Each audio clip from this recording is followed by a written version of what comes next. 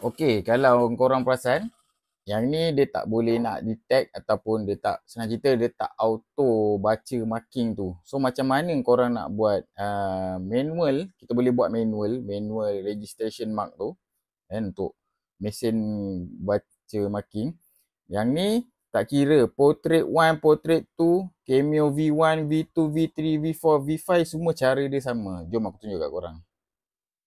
So setiap kali bila dia tak boleh nak baca, dia akan naik macam ni. Kita tekan manual. Lepas tu ni adjust kiri kanan. Okay. Kita tekan adjust ni kiri kanan. Korang tekan adjust. Okay. Adjustkan. Alright. So kalau korang tengok. Okay. Mata blade ni macam mana marking dia. Mata blade ni duduk dekat atas kotak hitam yang kita marking tu kan. Okay. Lepas tu korang tekan register. Kalau korang tengok, okay, dia dah boleh baca dah. Okay, so semoga bermanfaat.